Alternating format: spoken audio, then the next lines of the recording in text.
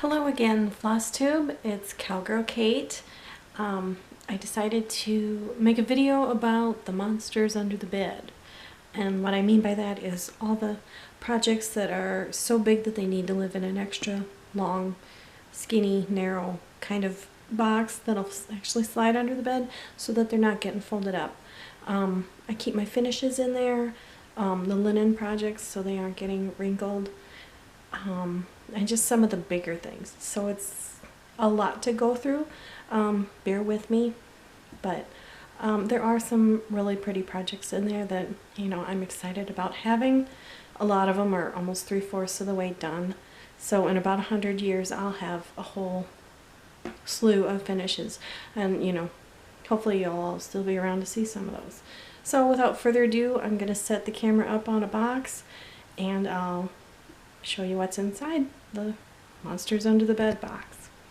I also have my little kitty.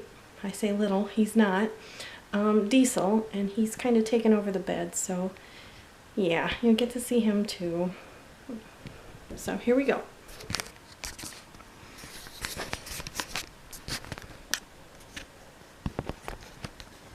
Get things set up here.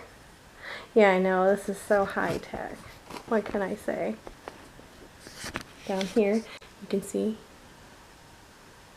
that's the box that slides under the bed where they stay safe.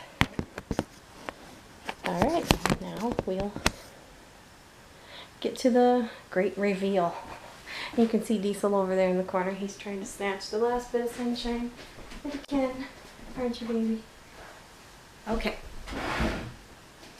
So, first off, I keep everything pillowcases inside the box. It just kind of helps me keep track of them and also kind of protects them a little bit, keeps them sorted. And I'm not sure which project is which until I actually unroll it. So if these are some of the finishes you've seen. Oh, this is one of the Celtics. Get her out here. This is Lamas, or Lamas, however you would pronounce that. I hope I'm holding that up right. It's one of my conversions for the Celtic holiday set. She's a mashup of spring, or not, yes, spring and autumn. So she's representing that holiday. And I'm just going to roll them off to the side here. I'll fold them up later. You guys don't want to deal with all that. And let's see what this one is. Well, this is another Celtic conversion. This is the Eowyn of Rohan. She's based on Celtic summer. And I've modified the design so much that, there's a lot going on in there, but I've designed a flag for her, I've designed a horse, the sword, and I've changed the dress to match her outfit. So, a lot of things going on with her. What else we got in here? A couple more. Oh! Mediterranean Mermaid, Midi. Midsummer Night's Fairy by Mirabilia. You can see I've given her a violin because I play violin, and she'll go in my music room when she's finished. So, she's so sparkly. This is actually the first Mirabilia that I ever got into. I worked on my kit and I finished that, and it was like a Janlin kit. I have it, I did find it.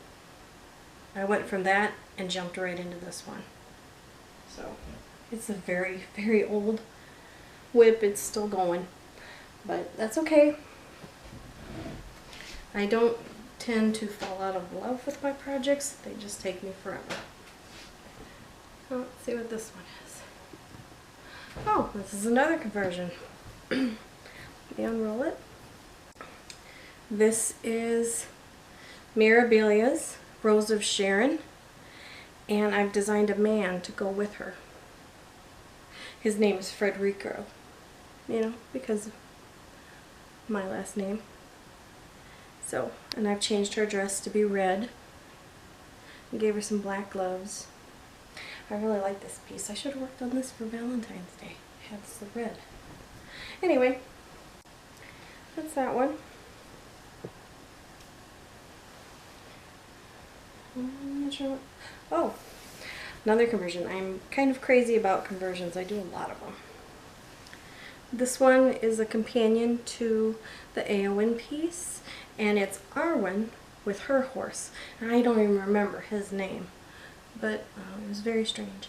But you can see she's got her ear, her little elf ear, and she's wearing the dress that she's wearing when she comes back to her father and says that she's going to stay because she knows that she's going to have a kid with Aragon someday. So that's her. Oh, this is one of my favorite projects. Let's see if I can unwind this.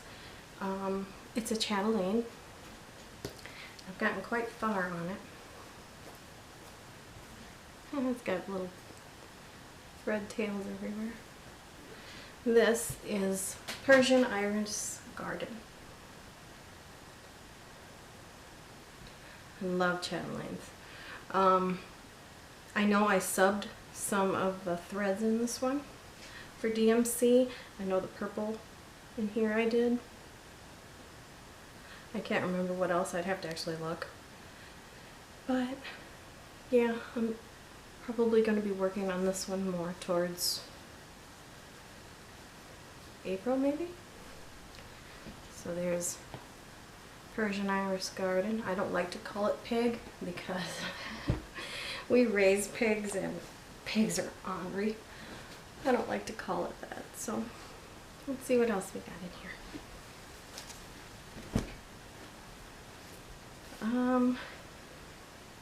Oh, these are where the finishes that I already showed in my other video. I'll just give a quick review. This Mermaid of the Pearls.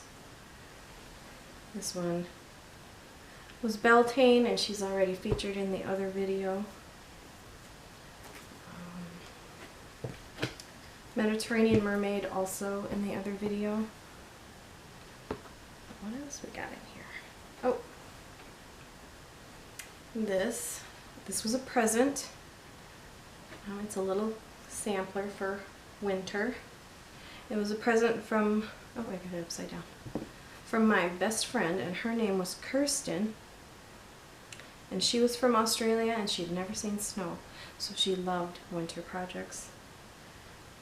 Sadly, she passed away a number of years ago, so yeah, they're treasures now.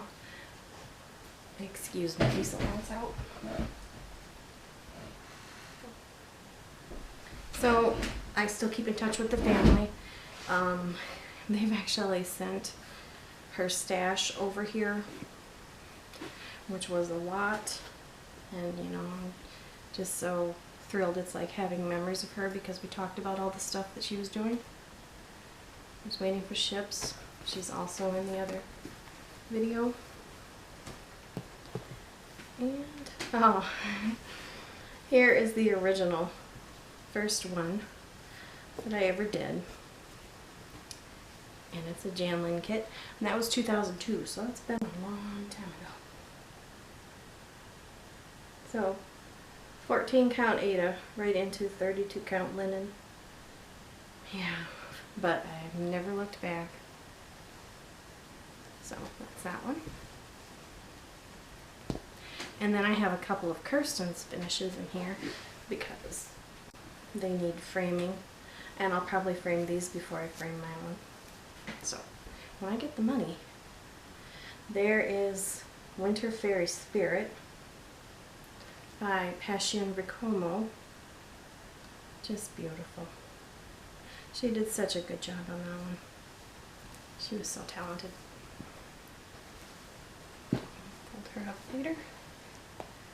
And then a companion piece She was planning to do all 4. We were actually working on them all together, and I've kind of since retired mine because I'd rather treasure hers. And this is the summer one, also by Hashion Rakomo. Aren't they just beautiful? They're just so elegant, you know, so elegant. I would love to go to Italy and meet that lady. I know they have retreats. I'd like to go to a mirror one, and I'd like to go to a hate one, but I ain't got there yet. Maybe someday.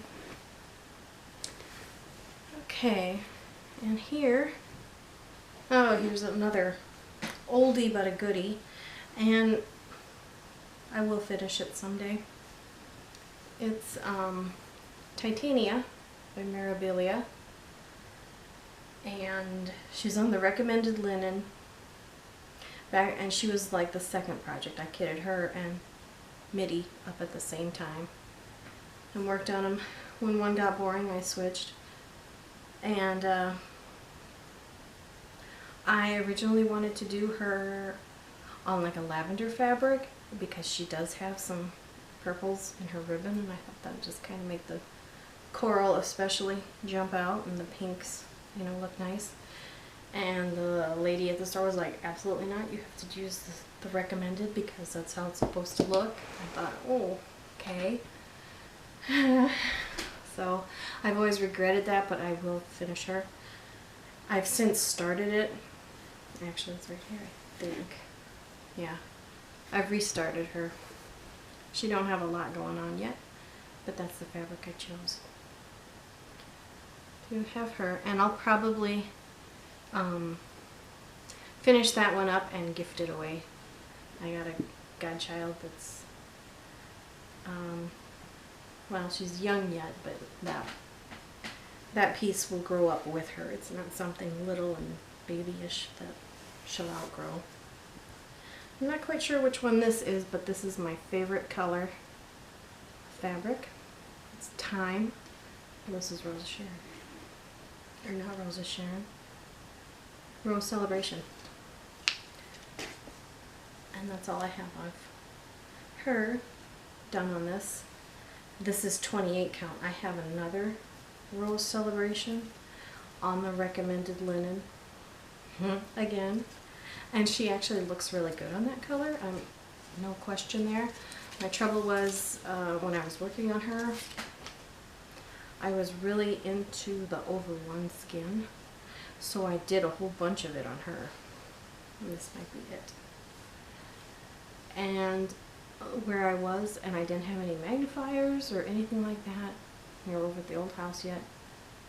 The lighting was terrible. So trying to do over one skin on 32 count with as much as this one had, it was a nightmare. But you can see I did get it started. And now that I have a magnifier lamp, I'll probably work on her, and then, I don't know, I might gift this one away to my sister, you know, one of them. We'll see. I'm not going to do the over one on the other lady, that's for sure. She's just got too much skin to do the over one. And yeah, for the lavender and lace ones, they don't have a lot showing, but I just kind of vary it piece to piece, what's going to get the over one skin and what's not. And usually for the mermaids I don't, just because the idea of it is a texture change, and well, a mermaid's tail would be just as smooth as what, you know, her skin, because it's, you know, fish, they're smooth. So the texture difference I just wanted to do. Here's the Time Linen again, and this is what I have started of Bluebeard's Princess, also by Mirabilia. So I love, I can put practically anything on this color of linen and it'll look great. It's just very muted shades of gray and green. It goes with everything. I love this color.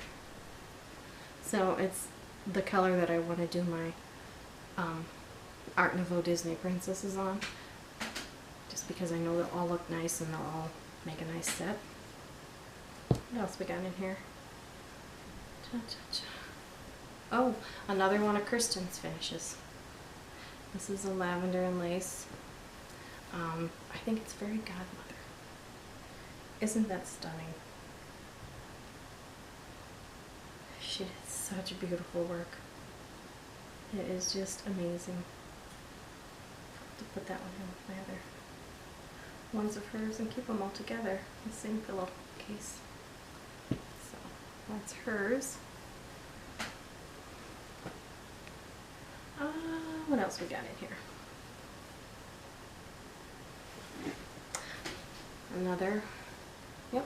Another older work in progress. This is Ashley's Roses. Tail on there. And this is on Lugana. I think this was the first time I tried Lugana, and I found out I liked it better than linen. So, well, I like both, but this I didn't have to worry about the wrinkles so much. So she's so fresh and pretty. And yeah, someday she'll get done. Set you off to the side. Oh, what's this one? This is one of Kirsten's ones that she never got to finish, and it's a Mirabilia. Fairy Roses is, I think, what it's called, but there again, just beautiful. So I'll have to finish it for her someday. And it's kind of bittersweet to work on her projects, because you know we spent so much time talking every day about them, and you know we were both equally obsessed with it. So it's just kind of fun to relive those memories, but also kind of bittersweet. Okay, this one. Oh, this is one I have to frog. I started a conversion of Summer Queen, and I was going to do her dress in purples, but around that time was when all of Kirsten's things were coming over from Australia, and she actually had 2 Summer Queens that she was working on, so on different colored fabrics. So I have 2 already, so I'm just going to rip that one up here and use the fabric for something else. But I have the conversion if anybody would even be interested. This one, there's nothing on this yet, it's just the fabric, but isn't it beautiful? It's an Under the Sea fabric by Leslie, who is a genius. Her and Steph's fabrics.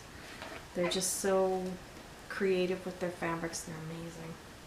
And I'm going to put a Mirabilia Mermaid on this. I just haven't yet, and I've been storing it with my other linen. Excuse me, I need a drink. Again, it's just water. So, this one is probably one of the craziest fabrics I've ever